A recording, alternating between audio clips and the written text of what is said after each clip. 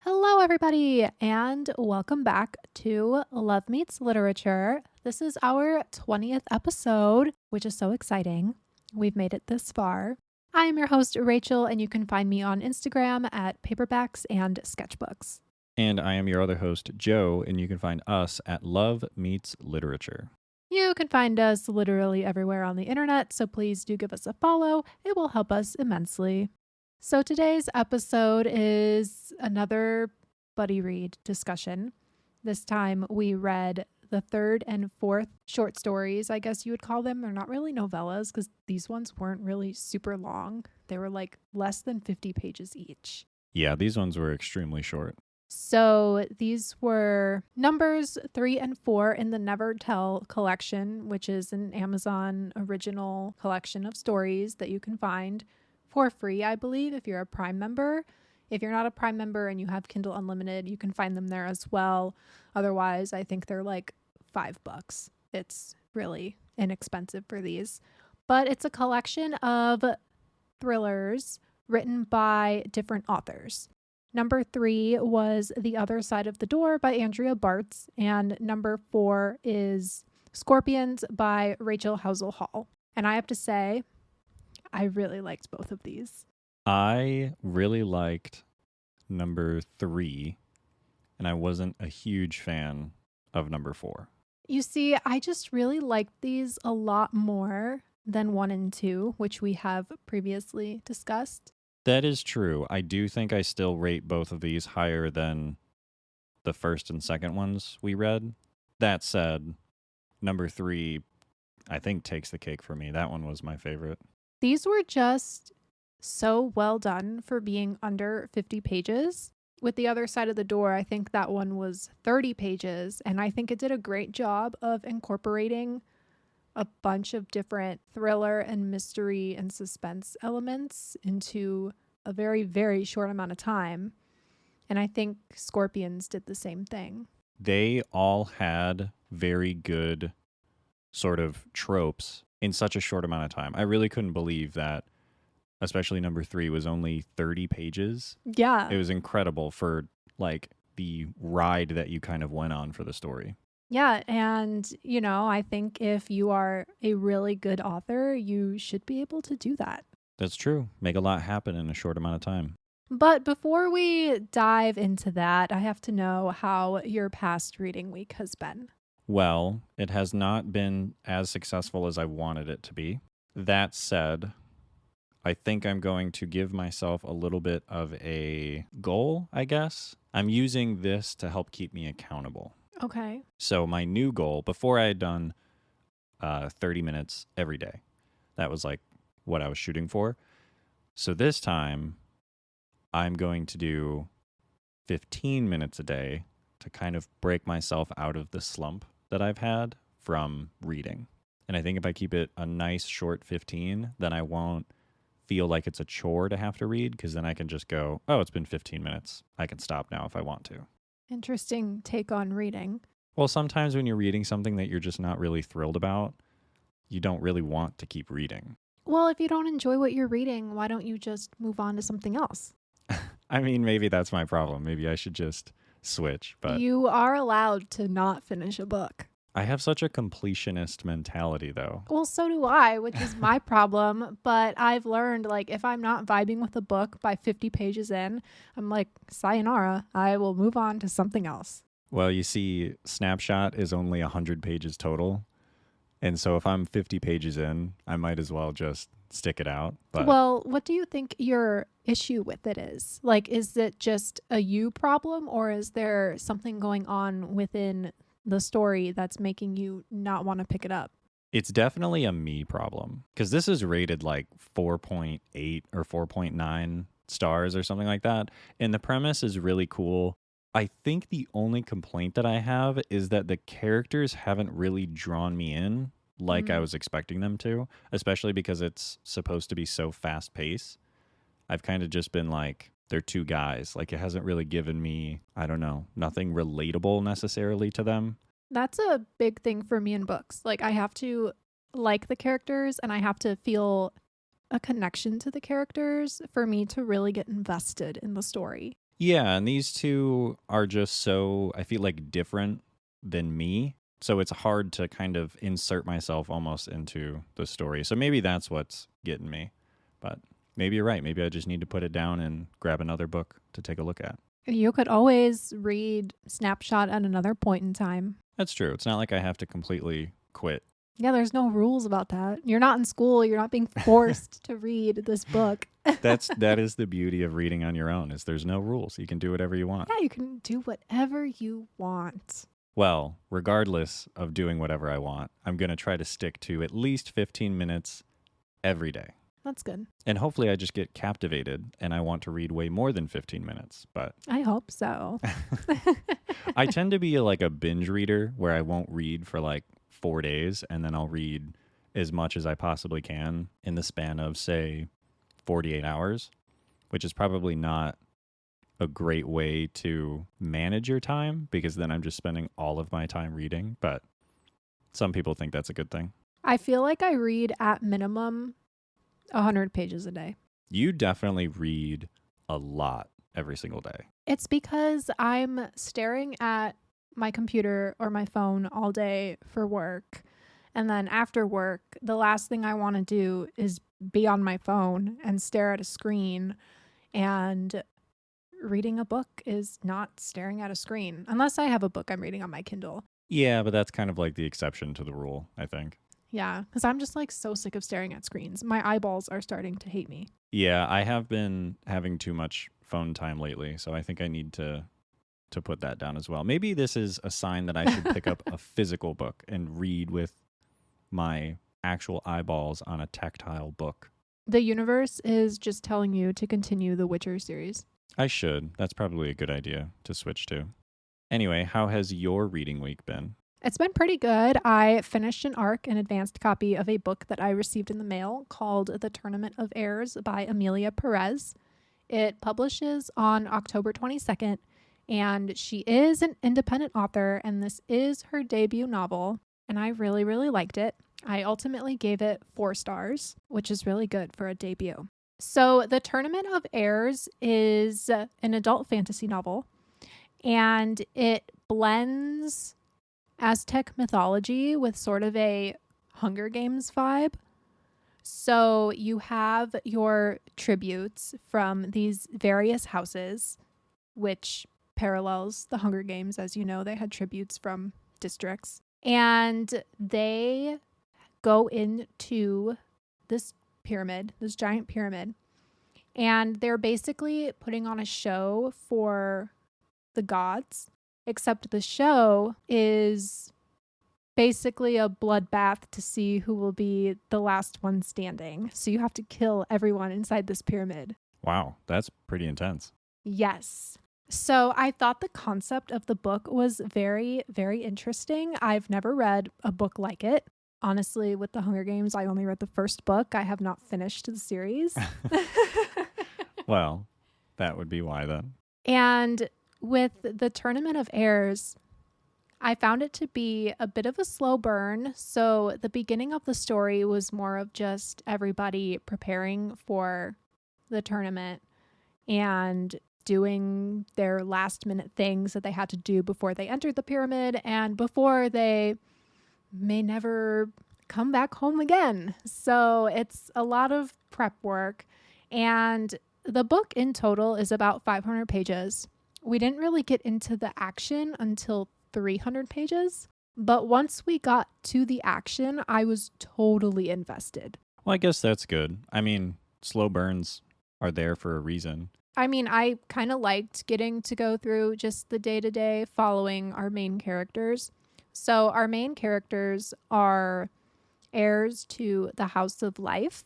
So there's a bunch of different houses. I don't remember all of the houses' names, but there's like the House of Life, the House of Wind, the House of Blood. The tributes are all heirs to their respective houses, which is why it's the Tournament of Heirs. Right, that makes sense. And whoever wins the tournament, their house gets rule over Mexico. Oh, okay. So it's like a switching of the guard or like a kingdom, basically. A little bit, yeah. And the tournament is also supposed to be entertainment for the gods.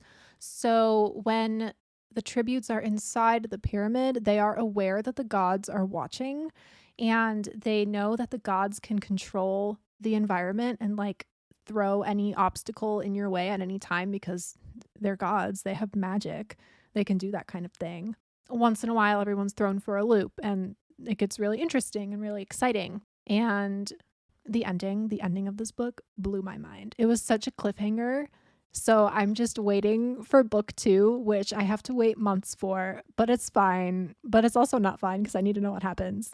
Oh, so it's like a certified there's going to be a book 2? Yes, this was number 1 in a series. Very cool. Do you know how many are going to be in the series? I do not, but it is listed as a series, so I would assume it's going to be at least 3, because if it was 2, it would be listed as a duology. I don't really know what the author has planned just yet, but I do know that a second book will be coming. Very cool. It sounds super interesting. It was really good for a debut. Really, really good. I gave it 4 stars because it did have the slow burn, and I feel like it took just a teeny bit too long to get to the action, but that's just a me problem, honestly. So now, was this like ancient times? Yes. Okay. Yes, the Aztecs are ancient. Right. It's a really long time ago. I just wasn't sure if it was maybe like a modern take or something along those lines. No, yes, it does take place in the ancient times. Very cool.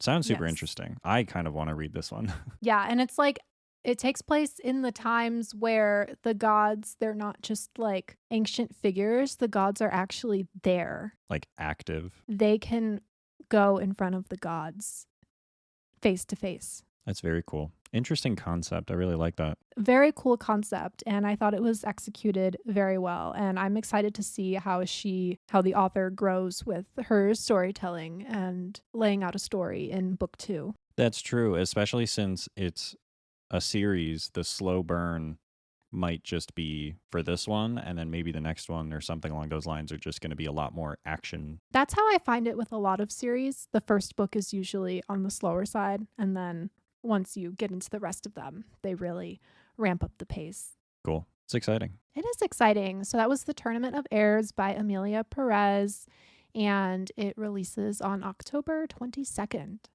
So we kind of touched on this already, but this episode is going to be a discussion of The Other Side of the Road by Andrea Bartz and Scorpions by Rachel Howzell Hall. And it will include spoilers. This is going to be kind of similar to how we did our discussion for Novellas 1 and 2. So we'll go over the stories a little bit and then discuss our thoughts and see if we agree or disagree with how things played out.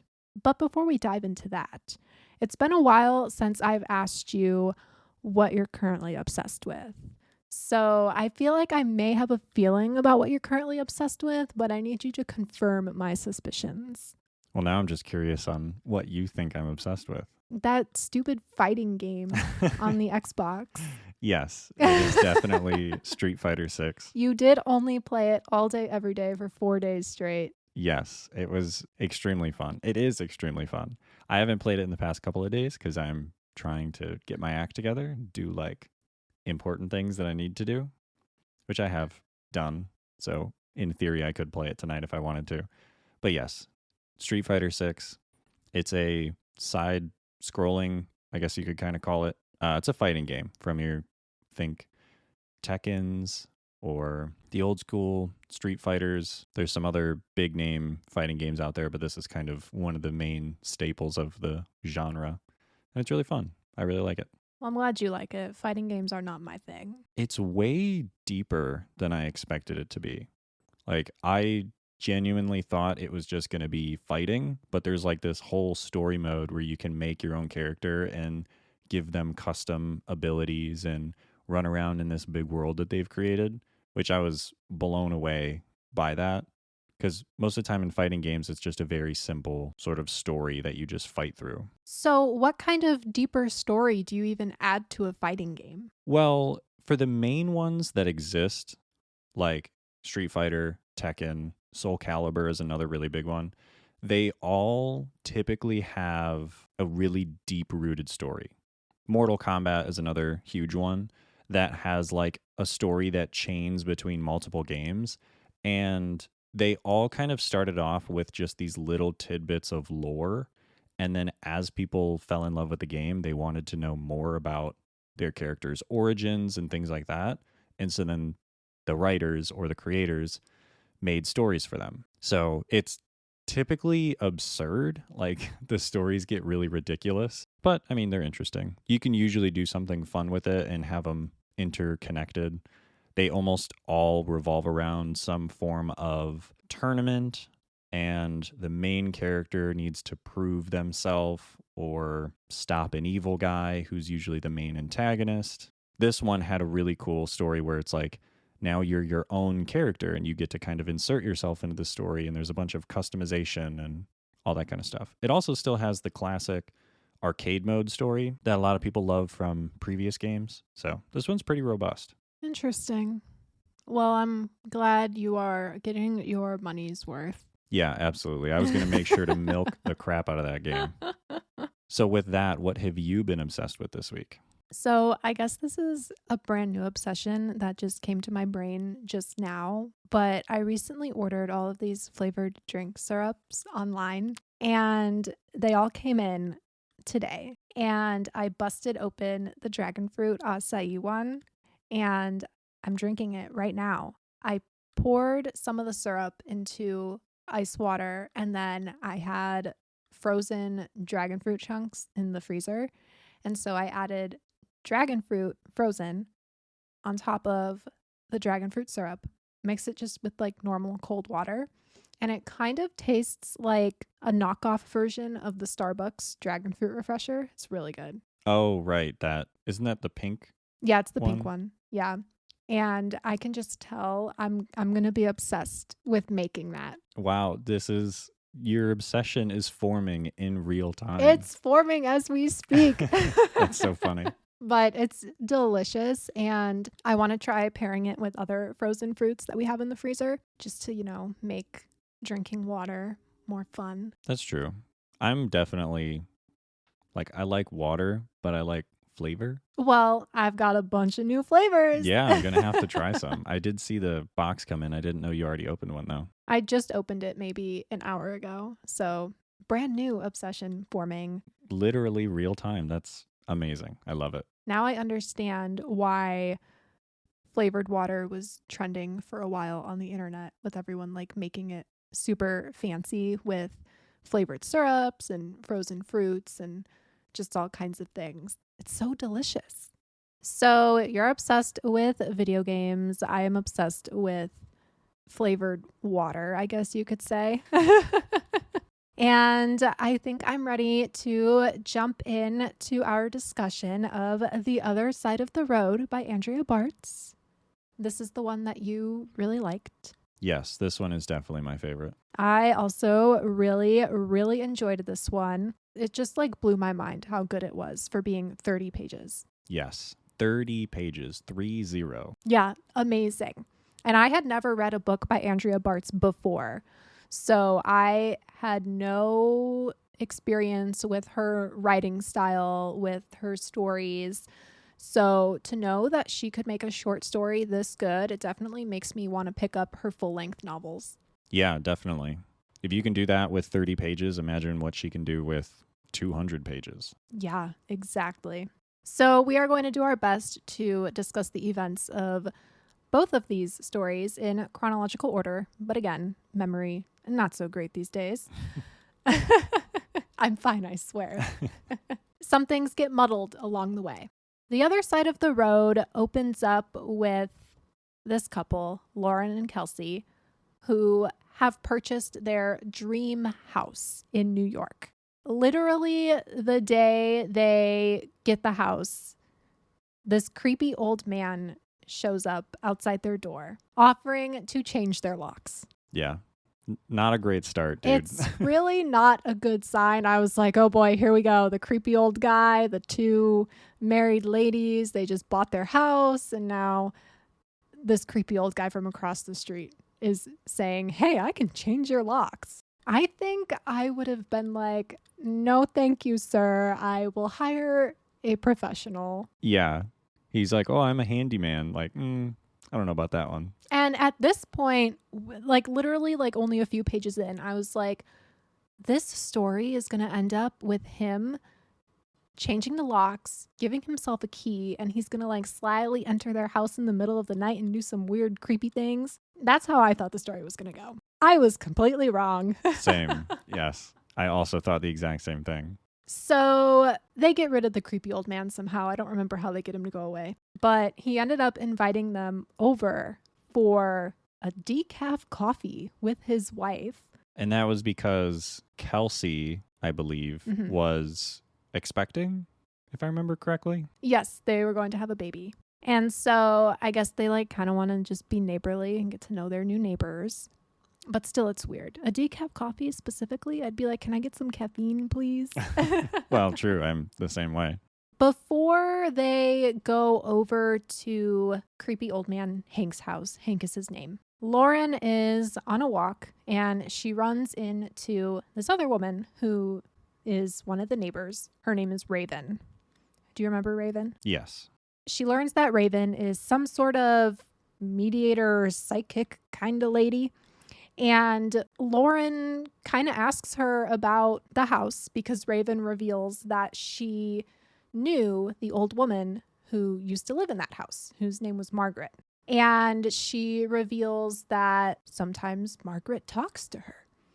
She's a psychic or whatever. And Lauren is like, okay, lady. Like, yeah, she's like, all right, steer clear of this house.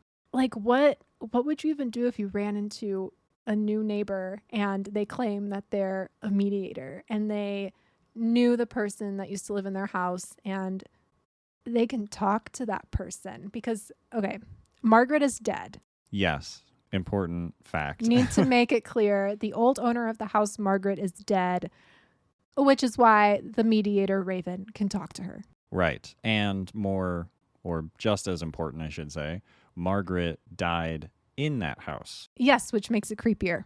But like, what would you do if you ran into a new neighbor of yours and they tell you that they can talk to the dead owner of your old or of your new house? I mean, realistically, I would be like, whoa, that's crazy. And then I would run home to you and be like, I just talked to the lady down the road and she can talk to the dead.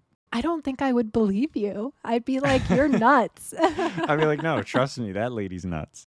I'd ask her all the questions I need to know. Are there like squeaky doors? Is it drafty at night? Things like, well, because she could talk to the old owner. You never know. I mean, true, but I think they end up having more pressing matters than squeaky doors and drafty walls. I don't know. Maybe they don't want to answer trivial questions. So Kelsey and Lauren, they go to Hank's house. They're having a fine-ish time, I guess.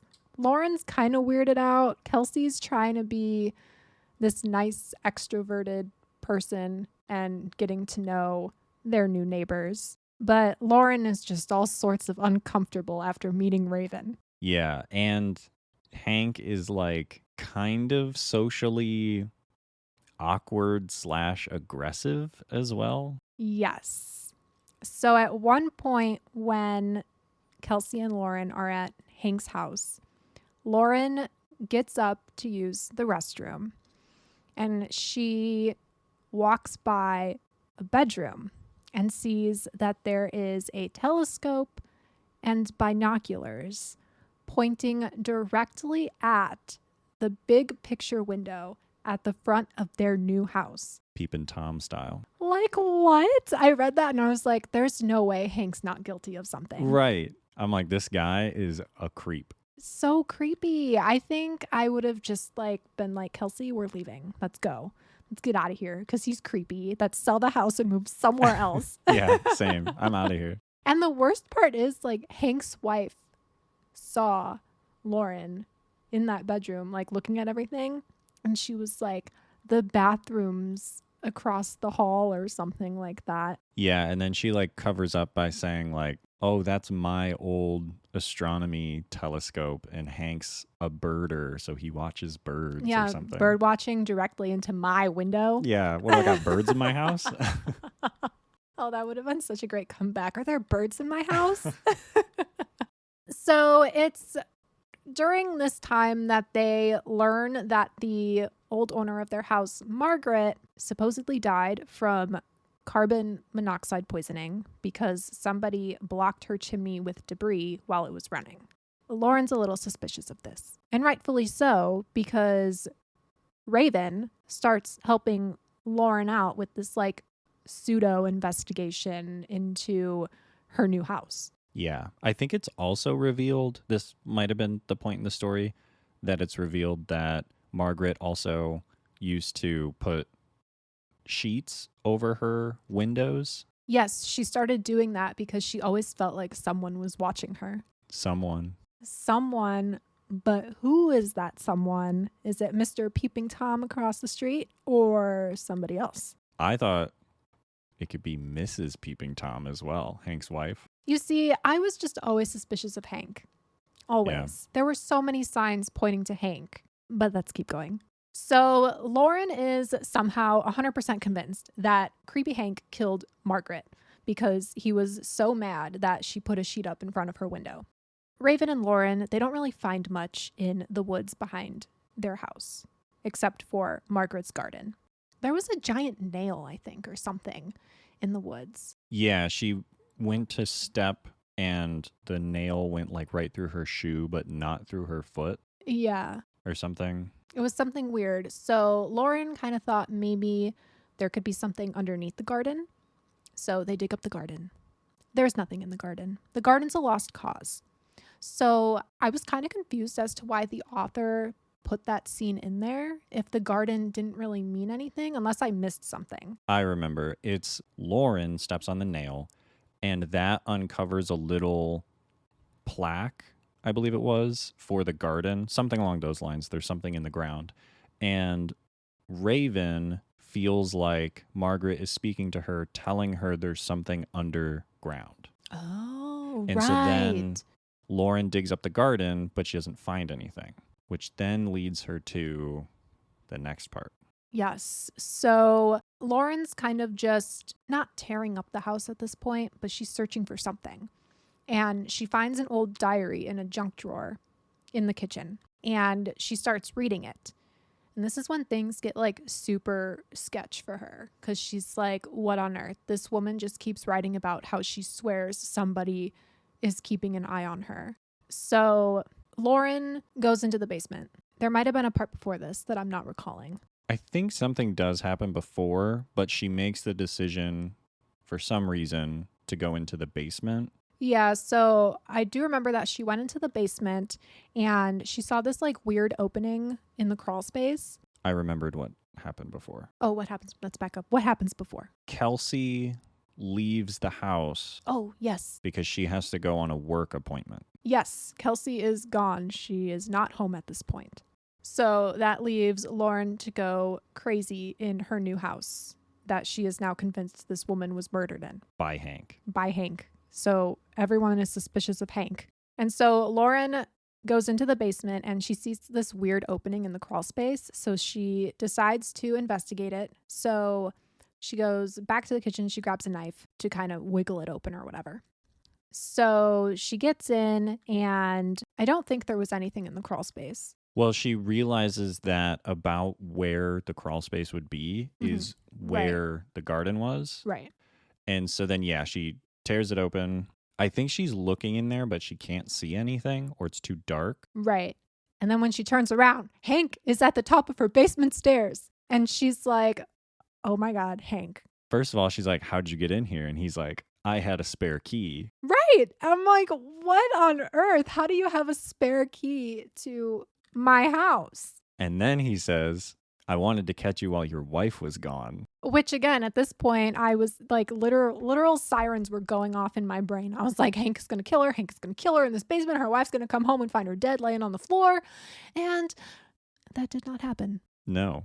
What happened was Lauren was basically kind of cornered by Hank. She no longer has the knife in her hand because it's on the floor by Hank's foot. Then, all of a sudden, Kelsey comes home and rushes down the stairs and hits Hank over the top of the head with a shovel and kills him.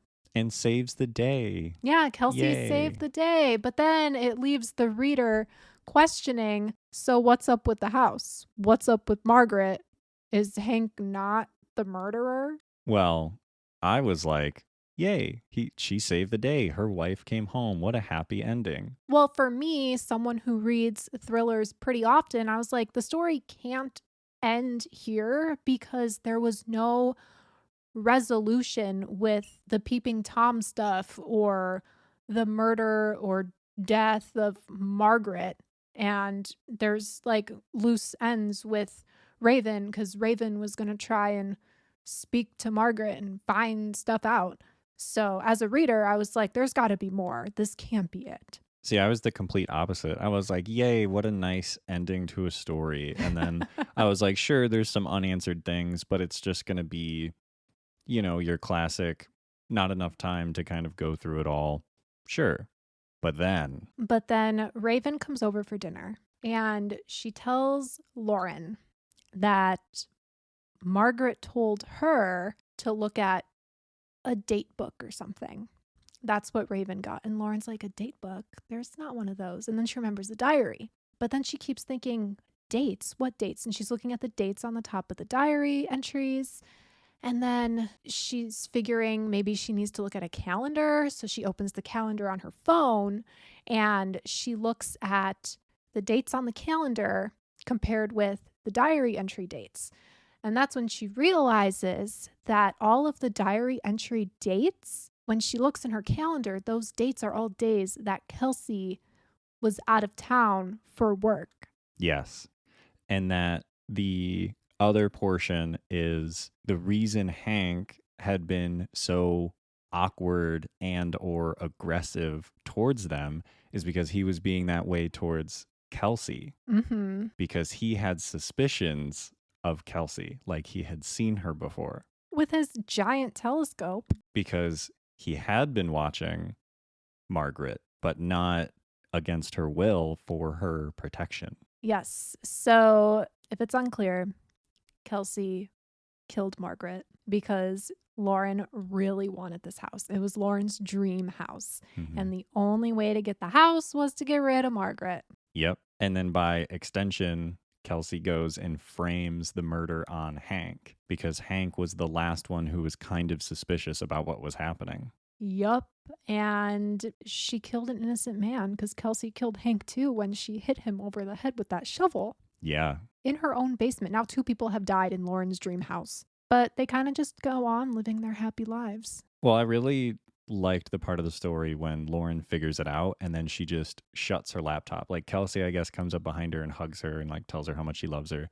And then she just goes, okay, and shuts the laptop and was just like, she's just done with that. accepting that her wife killed 2 people. Right. That's crazy. That's so insane. What if I did that for you? What if I murdered a person to get their house because it's our dream house? I'd shut the laptop. But at the same time, how did Kelsey know that Margaret didn't have anybody who the house would be passed on to? I wonder if maybe that was part of like all her sort of searching and stuff that she did. Like, because obviously she did a ton of surveillance on Margaret. So That's true. That's true. it also seemed like she had a relatively high profile job. So I wonder if maybe she had some connections of some kind through that. It's possible. That ending, though, it just blew my mind. I loved how the author wrote it without directly saying that Kelsey was the murderer. Yeah, it was just all alluded to until the very end. Oh, it was so good. It gave me chills. I was like, this was amazing. This is how you make a good suspenseful story. You lead the reader on to thinking it's the most obvious person ever. And then it's like the most not obvious person ever. Right. The entire time I was like, okay, obviously it's going to be Hank, but maybe this is going to be about how it happens. Like I thought maybe this is going to be a little bit on the gory side. Maybe there's a fight scene between Lauren and Hank during the basement. But then Kelsey comes home, knocks him out cold, and he stays out cold. Like the whole dynamic of what you thought was going to happen completely changed. And then at one point I even thought, well, what if it's Hank's wife, because of she also mentioned the telescope. It kind of seemed like they were almost in on it together a little bit. So, but then That's completely true. turns around and surprises you. I know. Oh, so good. It got a 5-star from me. I loved it. Absolutely agree. 5 stars for me. So the next short story was Scorpions by Rachel Howzell Hall. And this one I also really enjoyed. I also thought it was cleverly done. I know you had some beef with it, but I really liked it. Yeah, I wasn't a huge fan of this one. I'm hoping that when we go through it again, maybe my tune will change a little bit. But We start this story with this super sweaty woman walking through the desert saying some prayer, and she's pulling sweaty money out of her clothes and just leaving it in the sand, and then she goes and sits under a tree. Honestly, I was not super hooked at that point. Like that whole scene, I was like, ew, gross, sand. I have like some weird beef with like desert based books for some reason. I just don't like them. I don't like the sand. It's always been a thing. Like if it mentions a desert or a hot, sweaty, sandy place, I'm just like, oh, I don't want to read this. that's a very interesting kind of trigger almost, I guess. I mean, it's not really a trigger because I'll still read it, but it just like I can like really vividly imagine being super hot and sweaty and burning to a crisp, and it just makes me uncomfortable. I've never been a huge fan of that trope that happens in the book, which is like it gives you the snippet of a scene and then it takes you to like how they got to that scene. Yes. So after that opening scene, we go back in time to 4 days earlier, where our main character, Frankie, is working as a CNA for this old man, Ruben. And Ruben is a nasty old man. I did not like that at all. Yeah, he was gross. Within these scenes, we learn that Frankie is actually a convicted criminal because she stole food for her mom years ago. And she was unfortunately caught stealing. Right. And she's also a engineering dropout, I believe. Yes, she did drop out of school, which is why she is a caretaker for Ruben. So I may be missing some details, but honestly, this whole beginning part did not seem super important to me. So my brain kind of just blocked out a lot of the random things that were discussed or things that were happening. But the big thing is that Ruben dies. Yes. And he left this really odd note for Frankie, basically telling her that he has $1.5 million hiding out in a desert somewhere. And he basically sends her on this scavenger hunt to find it. And he also mentions in this note that he was a thief and stole most of the things that he owns. That's what he did for a living. Yeah, and he's not even named Ruben. I think he's named Victor. Yeah, he was all like, he was a con man, basically, something like that. So Frankie learns all of that in this note. Like, she didn't even really know the real man that she was working for. She just knew him as this gross old man, Ruben. Yeah, and it turns out that he's like one of the biggest thieves or something like that. Yeah, he's a notorious thief with $1.5 million hiding in a desert somewhere. And apparently nobody knows except Frankie now, but it seems some of Ruben's family caught wind of his so-called fortune before he died. Ruben's son Shane and his ex-wife Jocelyn found out about this money somehow. Shane found out because one of Ruben's old thief friends told him or whatever, or whoever it was. This makes for a very interesting trio of characters. Yeah, I didn't really understand Jocelyn's character at all. I think she was just supposed to be the snooty ex-wife who basically just causes problems for everyone. Yeah, I mean, I guess she fit that role exactly. I just didn't, like, I imagined if you took her character out, it was like kind of, well, no, there's a later point, I guess she plays a role in furthering the story, but yeah, to me, this was a really odd character assembly. Like, they didn't mesh well together, which was probably the point. They weren't supposed to mesh well together, but it was just so odd. Like their dynamics were so strange. And also, if an old guy that I was working for left me a note saying I have to go on a scavenger hunt to find $1.5 million, I'd be like, screw that. If someone comes across this $1.5 million in the desert, they can keep it, because there's no way I'm going to the desert on a stupid scavenger hunt to find $1.5 million. The amount of time that we got to spend with Ruben, I would have been like, this is a crazy old man. And I would have just thrown the note away. You know what? Yeah, I think I would have not believed a word he said. You're telling me this horribly disgusting old man is secretly the world's greatest thief, and all of these different things that he stole are like real? I'd be like, no, I don't believe you at all. Yeah, it was a little strange. But the whole dynamic between the three of them also just, yeah, like you said, did not mesh super well. Maybe that was the point, but at the same time, we spent so long like learning about Ruben and about Frankie, and then all of a sudden these characters are like thrown in with her. I was actually really hoping that it was just going to be Frankie throughout the entire story, because we learned about her and kind of... Right. But then there wouldn't be any conflict if they hadn't introduced these two other characters. True. I thought it would be interesting too if maybe Shane came along and then we like learned more about him specifically, but then there was very little of that. Yeah. They had their like little meetup in Shane's hotel room to discuss what they were going to do and whatever.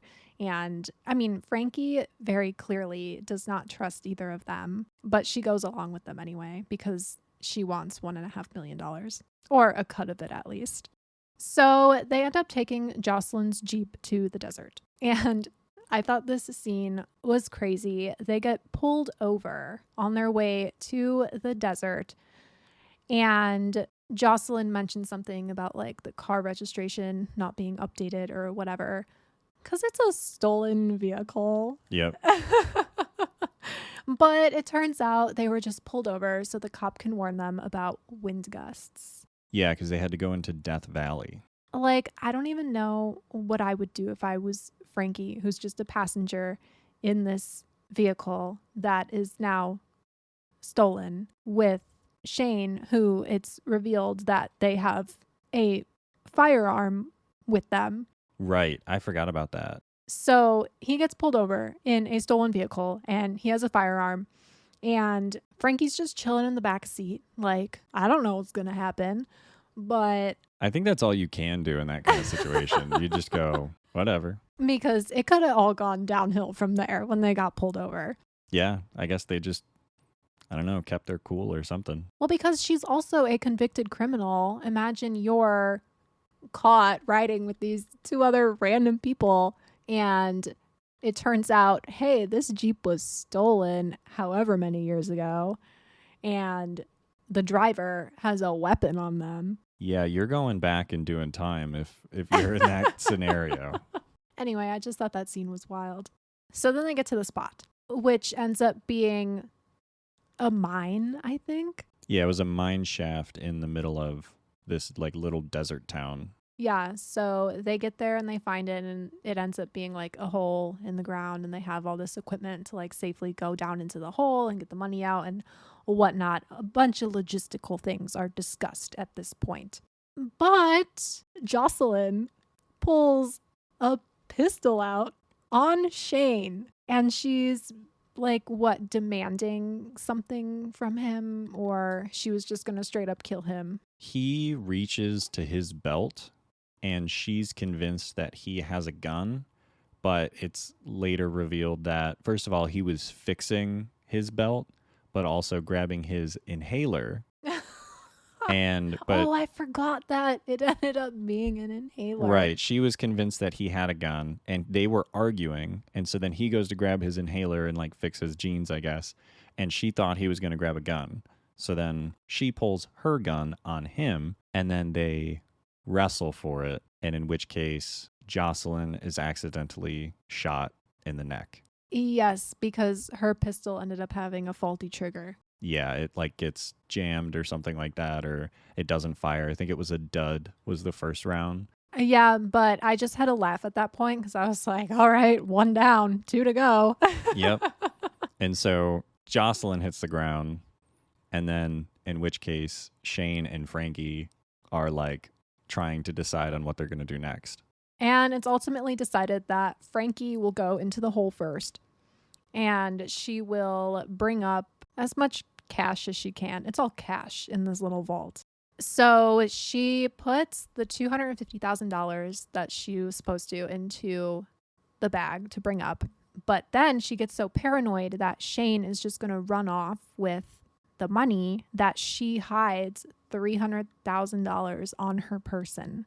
Yeah, she starts tucking it into like her shoes and her boots and her socks and pants, everything. Literally everywhere on her person. I mean, clever, I guess. Good to have a backup plan in case Shane does end up stabbing you in the back and running off with all the money. At least you have some money. Well, I immediately knew there was a problem because there was supposed to be a set amount of money in the safe, and she was supposed to grab a set amount of money, and then he would grab the other half. And then she stuffed more into her clothes. So I'm like, now wouldn't he know that you've taken some of the extra money? He did. He did realize there was a discrepancy. Right. Shane goes down in the hole next, obviously, and that's when he realizes there's a discrepancy in the money.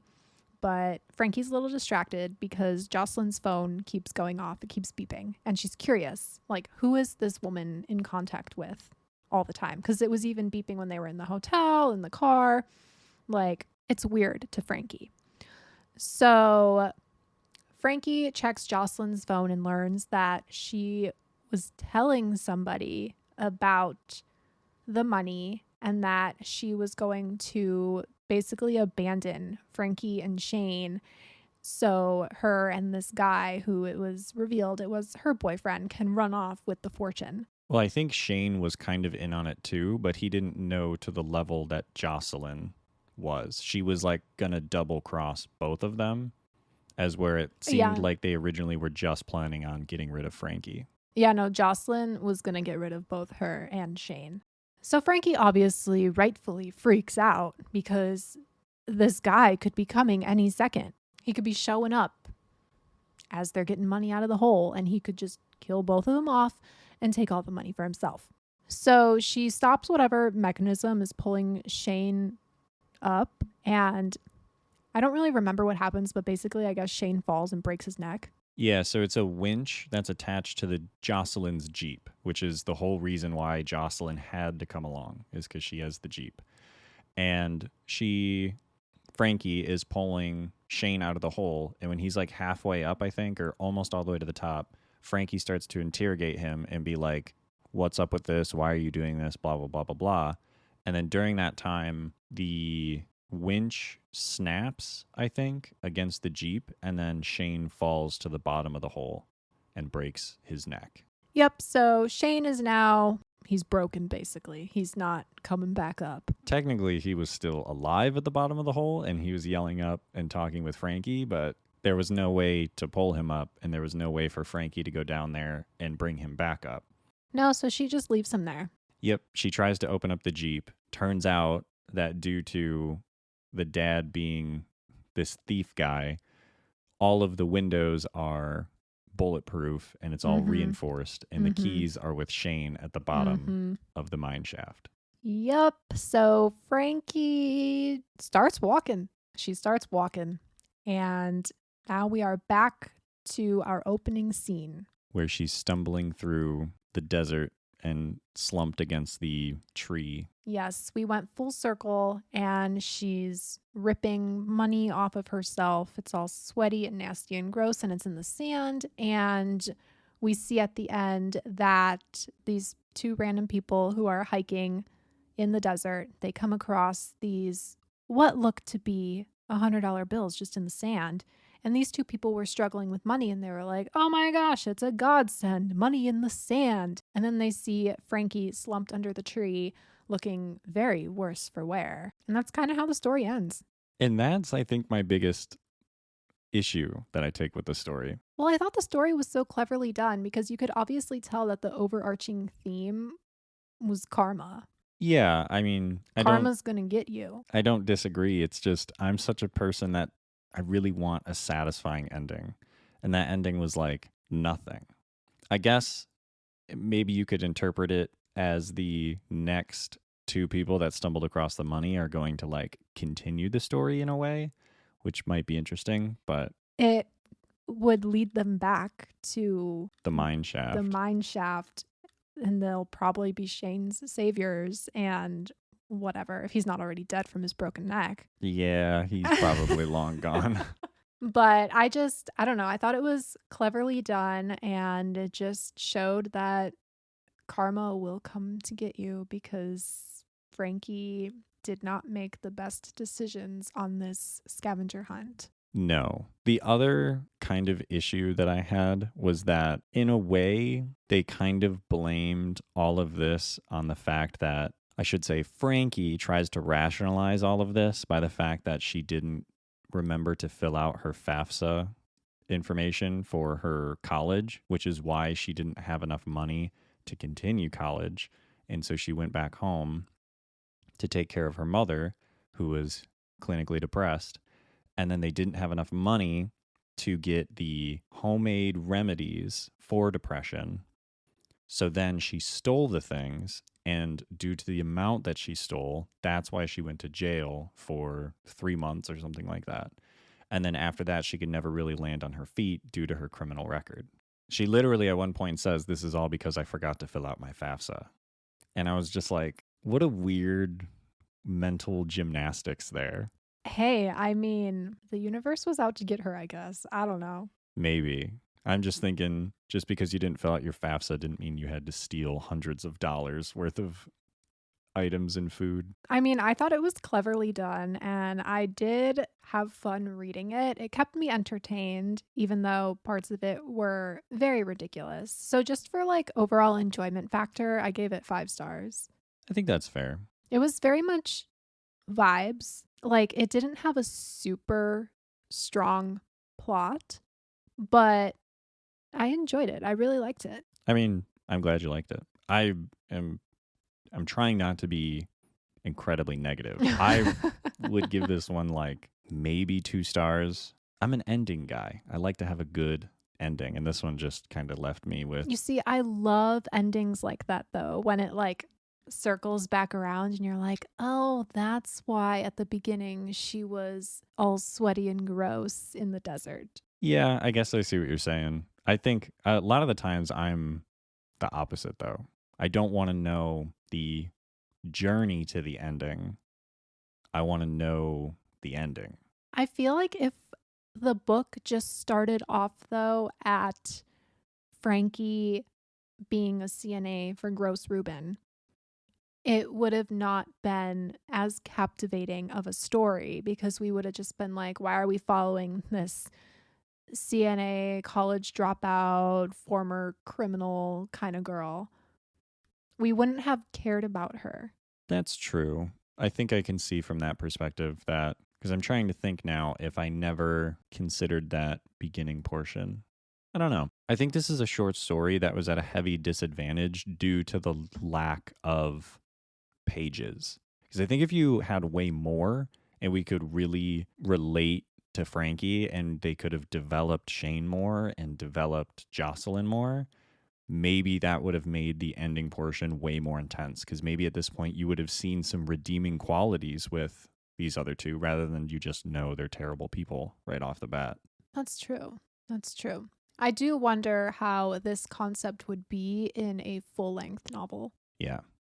So maybe I should just like turn off the hyper analysis a little bit and just kind of enjoy the ride, which it seems like you did. And I'm a little bit jealous of. I liked it. I liked both of these. I think these two were very successful compared to the first two. I will say, having read these, I do like these ones more than the first two. And I know I said I gave one of these like a 2 out of 5. So which means the other two were really not that great. I think if I don't count my dissatisfaction towards the ending of Scorpions, this is easily like a solid 3, probably 3.5 maybe. Because like the premise was fun. Like when you don't care that Reuben was a gross old man and now all of a sudden he's this secret thief, if you accept it at face value, that's a cool idea.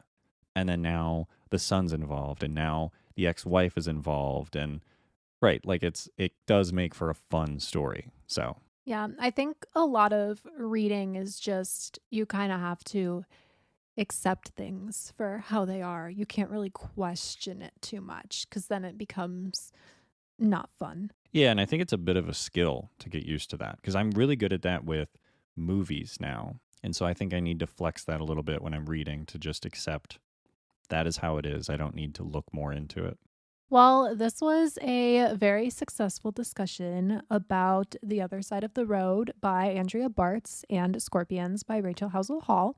Both short stories that are available on Amazon. They are Amazon originals.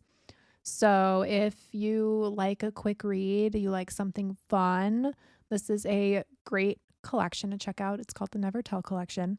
I've been loving them. I'm excited to read the last two. I can't believe there's only two left. And I'm sure we'll have a discussion about the final two in the coming months. Yeah, since they're thrillers, it could be a good October episode. It could be. It could be. October is closely upon us. It's crazy. That's true. We only have 2 weeks, I think. Yeah, it's nuts. The time went by so fast this year.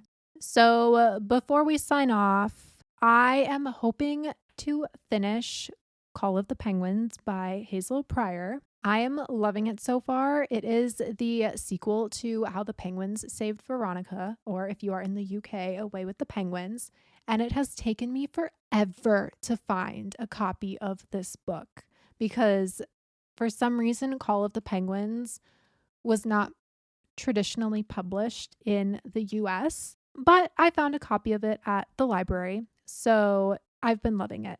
I'm flying through it. It is so good. I'm loving it just as much as the first one. It has that British humor that I love, and it's so clever. And I just love Hazel Pryor's writing and storytelling. So I'm very excited to dive more into that and finish it up. It's very exciting. I forgot this was the book you mentioned that you couldn't find anywhere. Yes, but thankfully our library had it. And I know you are currently making your way through Snapshot by Brandon Sanderson.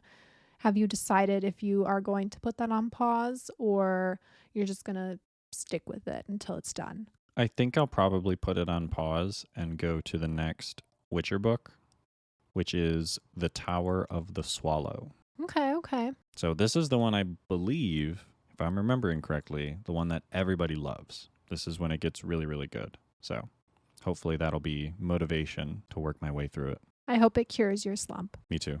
Well, I'm very much looking forward to getting some quiet reading time in this evening. So I'm going to let you all go, and I hope you have a wonderful rest of your week. Pick up a good book, and happy reading.